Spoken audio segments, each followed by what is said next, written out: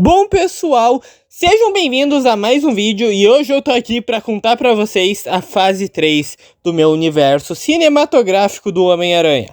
Sim pessoal, hoje eu vou contar para vocês como seriam todos os filmes dessa nova fase, com histórias que nunca foram contadas antes em nenhum filme do Homem-Aranha. Então sem mais enrolação, vamos pro primeiro filme da fase 3, que vai dar início à trilogia adulta do Peter Parker, que vai se chamar Homem-Aranha: O Retorno.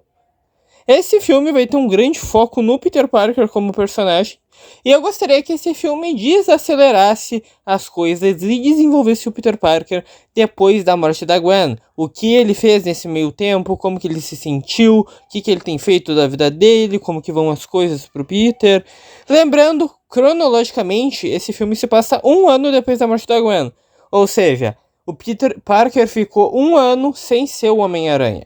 Já que ele não é mais o Homem-Aranha há um tempo, isso nos dá muitas possibilidades, muito material para explorar o personagem em termos de profundidade emocional.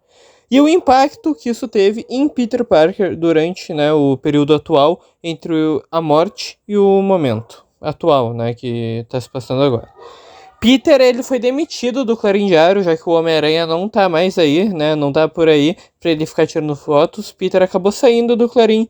E agora que ele se formou na faculdade, Peter está trabalhando como barista em uma cafeteria.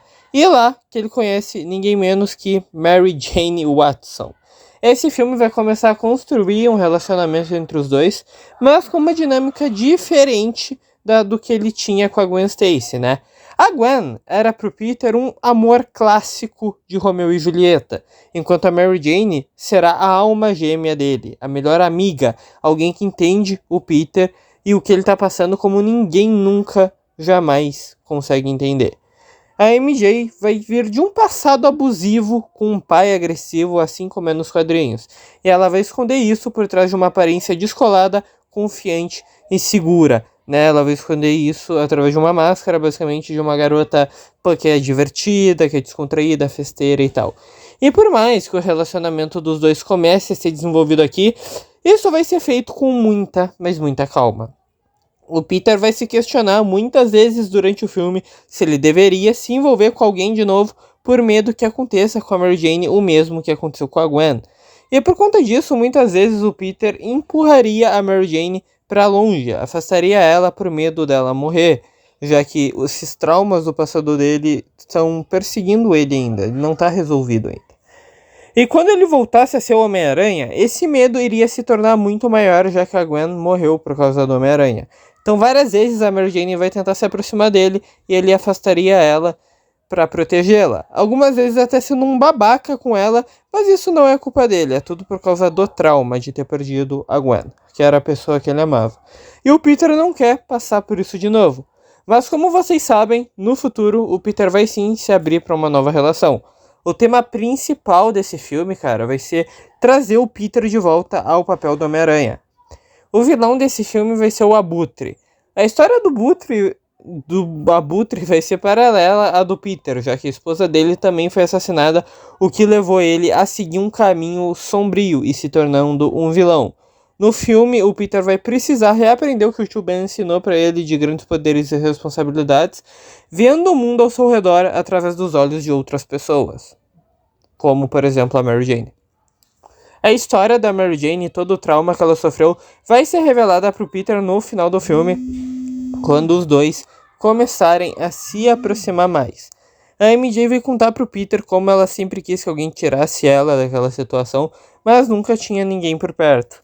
E ela agora vê a oportunidade de fazer isso pelo Peter, já que, depois dela ter contado tudo isso para ele, ele vai falar para ela sobre a Gwen e sobre como ela morreu. Isso vai funcionar como uma metáfora e vai motivar o Peter a voltar a ser o Homem-Aranha, ajudando os mais fracos e derrotando o Abutre. O próximo projeto vai ser, na verdade, uma série chamada Agente Venom.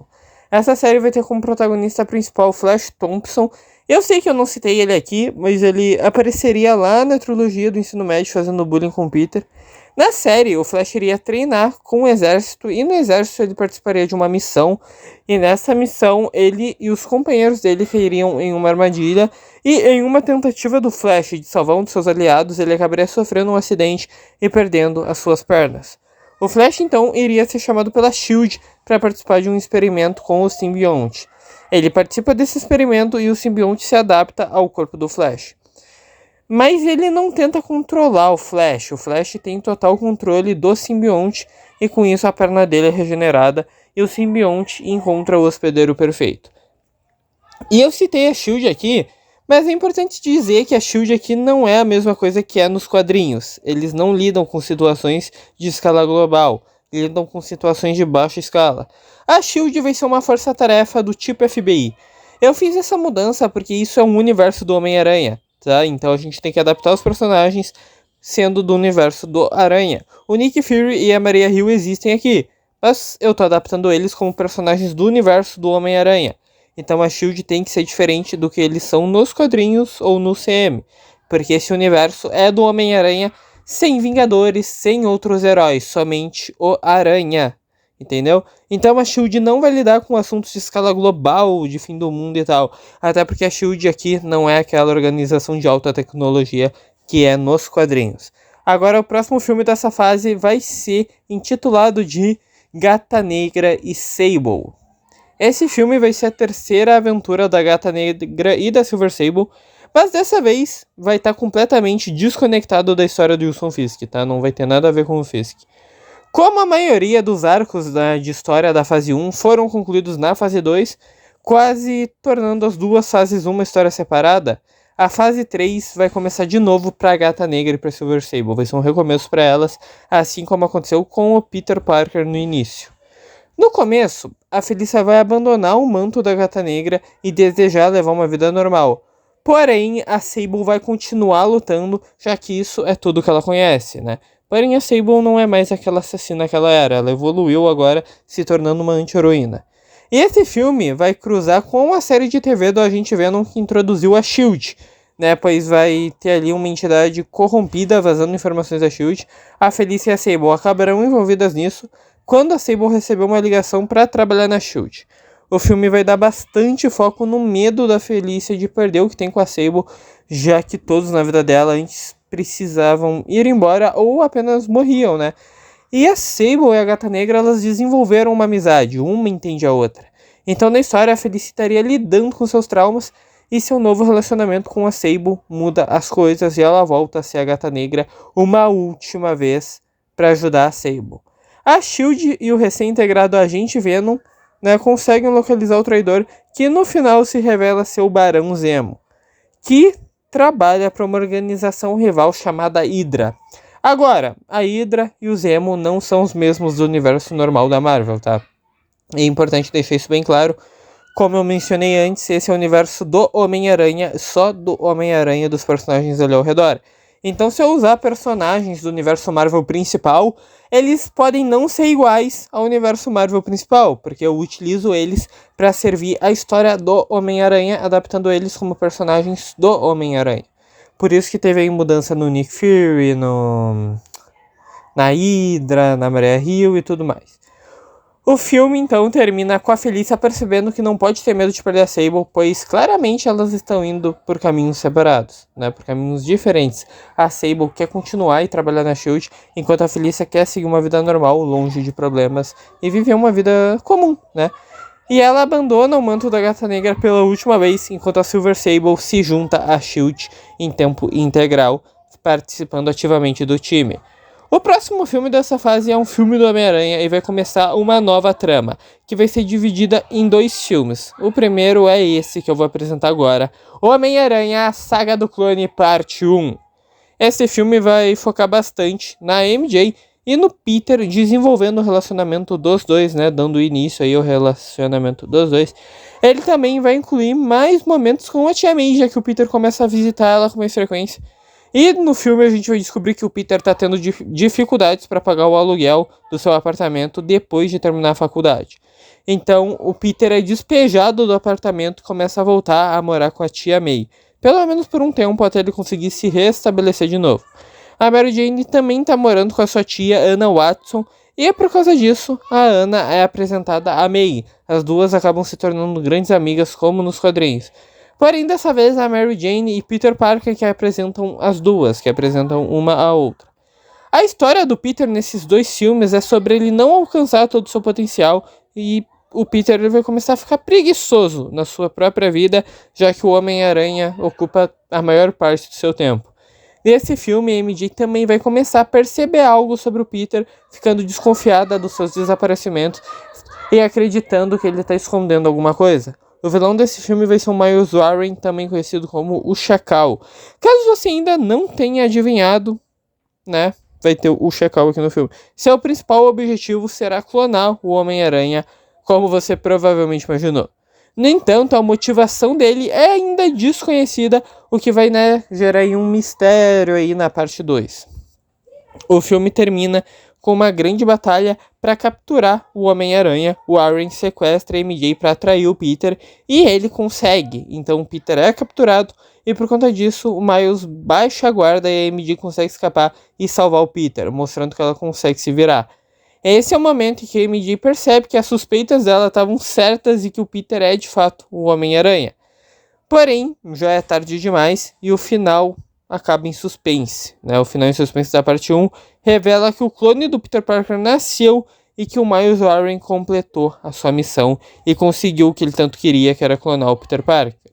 O próximo filme da fase é Homem-Aranha, a Saga do Clone, parte 2, continuando a história da parte 1.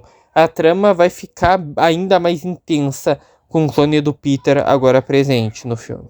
O filme começa exatamente de onde o primeiro parou, né? E já mostra ali uma grande batalha entre os dois Homens-Aranha e o Chacal.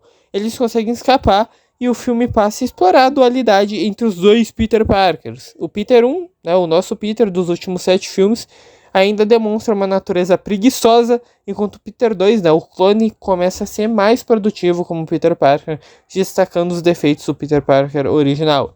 A MJ, após lidar com a revelação de que o Peter é o Homem-Aranha, agora tem que lidar com o fato de que tem 2 deles agora, 2 Peter Parkers. O problema é que o clone tem todas as memórias do Peter Parker original, o que acaba dificultando o seu relacionamento com a Mary Jane. Em uma cena, teria uma conversa entre a Mary Jane e o clone do Peter, né, enquanto o Peter 1, o Peter original, tá fora agindo como Homem-Aranha. Durante essa conversa, eles discutem o relacionamento. Seria uma conversa bem estranha, já que a Mary Jane não estaria falando com o Peter, e sim com um clone dele, que é exatamente igual a ele, com a aparência e suas memórias, e que é como se fosse ele, mas não é. A MJ se sente desconfortável, como se nem estivesse falando com o seu Peter, embora tecnicamente ela esteja, mas não ao mesmo tempo. Enfim, o clone diz, você ama ele, né? E a MJ acena com a cabeça, olhando para baixo. A MJ pergunta se ele a ama de volta, e o clone responde que sim. Ela então diz que gostaria de ser o verdadeiro Peter e que isso não é justo. Essa cena prepara terreno para o restante do filme, né? E ao longo do filme é revelado que o Miles Warren está sendo manipulado por uma entidade misteriosa e descobrimos que ele era apenas uma peça de um plano maior. O filme termina com os 2 Peter Parkers derrotando o Chacal e é revelado que o verdadeiro responsável por tudo era, na verdade, o Dr. Octopus. Sim, galera, o Otto, ele que estava por trás de tudo. No final do filme, toda a saga do clone faz sentido quando percebemos que o corpo do Dr. Octopus estava se deteriorando e ele acreditava que se conseguisse clonar o Peter, poderia usar o corpo do clone como seu próprio corpo.